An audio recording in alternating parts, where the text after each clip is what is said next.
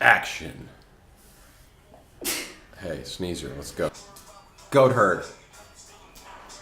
Goat herd. Go herd. It's your birthday. It's your birthday. Probably out of Don't focus. tell all those coffee people that I interviewed that I enjoy Nescafe. It's my little secret. They're gonna know, Melissa. They're gonna watch the video. They're gonna find out. I know. So anything else you'd like to say about the Busy Bean coffee you just drank?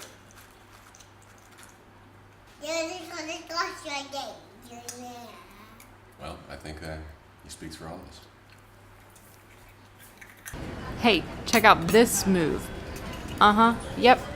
He just dumped water, hopefully hot, clean, soapy water, out of that cup. I'm Lovely, sure lovely. all of these dishes have been washed sometime in the last week. Once again, presentation. The glasses are kind of tapered on the outside, so you hold it from up here. And to cool your coffee down, you just sort of go like this. And pour it back in. So it gets nice and frothy. And Now, time for the Americans to try.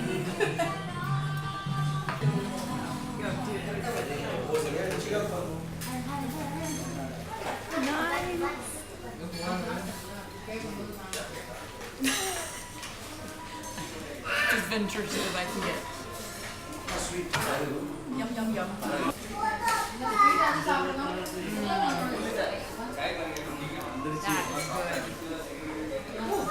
Froth, a little bit of sweetness. That's good stuff. Cavalli time!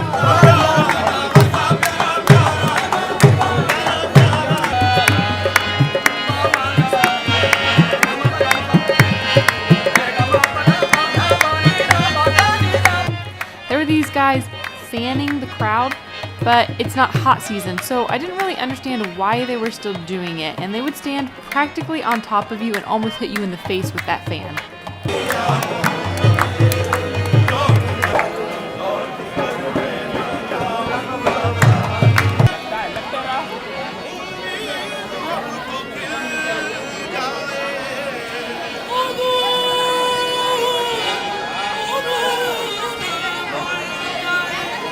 You know, coffee's a fruit. A lot of times we forget that coffee's a fruit. But yeah, you can see that. It looks like a raisin, right? Right? Yeah, it's a cherry. And so that actually, this is the seed inside the cherry is what they're taking out. And that's why it tastes like fruit when you roast it. That's the reason why there's some of that fruitiness is it's fruit. Yeah. A lot of people don't realize that. I didn't even realize that. I took a bite of one of these yesterday just to see what a green coffee tastes like. Doesn't taste like anything. So you definitely want to roast it, at least a little bit. I know it's weigh our coffee. Another thing to note, a lot of people don't realize this, but when you buy green coffee, there's all this moisture locked up inside. There's all these special things that are locked up inside here, like moisture and sugars, oil. There's all kinds of things in here. And so when you are roasting it, some of those things escape. The whole chemistry of the bean changes in the roast process, and so you actually do lose weight in the process. And so it's about 20% loss from green to roasted. We're at 350. So we pop it open. We pour those beans in. Is that stuck? Yeah. Timer stuck. Okay. And you get cranking right away. And I'm going to be doing this for a good 20-30 minutes, just so you know. But I've gotten used to it. So what used to make me so tired, I was like, why am I doing this? Now I just love it. I just love the whole process. I get really energized from making coffee. It is a little long. I've even watched TV a few times. I'll have my favorite episode of Monk or something playing. And a lot happens inside this coffee bean before it's ready to drink. So, like I said before, there is water inside the bean. And so that water is being heated up, it's evaporating, and then the water vapor eventually is going to escape. And we're going to hear a loud pop sound that sounds like popcorn. So that loud pop sound, we call it the first crack. And so anything after first crack the coffee is considered roasted. So then it comes down to finding the coffee, the particular coffee's its roast profile. We want to get to where the coffee tastes best at its roast. So I've found with this coffee, it needs to be at least medium dark. So we would say full city.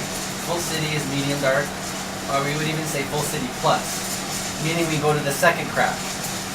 Now second crack, what's happening there is it's going to sound like it's got a different popping sound. It's the sound of the oils coming out of the coffee.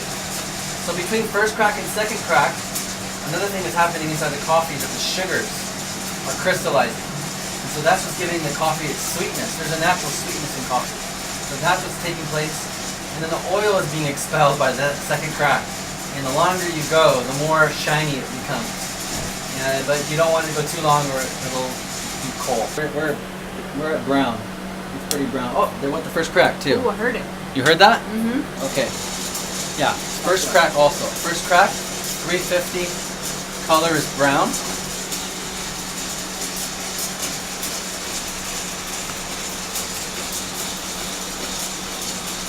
The way I see it, there's a lot of love in this method. Yeah. You know? A lot of love in this method, you know? 26,400. Oh yeah. So this is probably almost medium dark. This is city plus. Full city. This is full city. No, sorry. This is full city right here.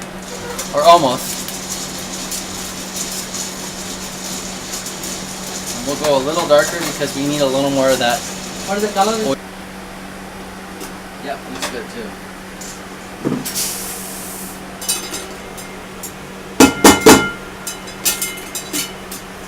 Looks like we came just below full city plus. There are some pops, but it's still dark. But yeah, it's dark. But yeah, we're just under full city. That's good. Yeah. Okay, we gotta hurry. We have the whole thing about separating the wheat from the chaff. Well, the same is true for coffee. And the way you separate coffee from its chaff is heat.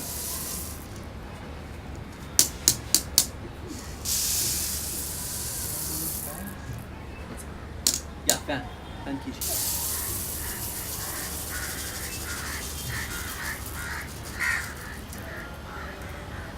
So the chaff doesn't taste like anything.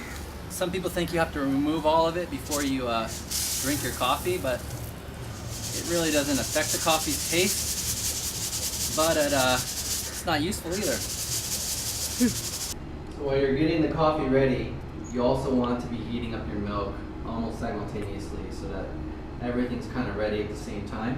So I'm going to heat this milk up. The other thing that's tricky about this though, I've noticed the flame all of a sudden will spurt up. Say that again, it's important. Yeah, we're doing American sized portions. If this was India, we would be doing chai cups, teacups. This is typically what they're used to having now milk. But we're going to go for the American size because, yeah, we're American. Right. Get it, work it, own it. Get it. Okay, coffee in. Hey, coffee! Let's coffee! Yay, we made coffee. We'll put Eureka.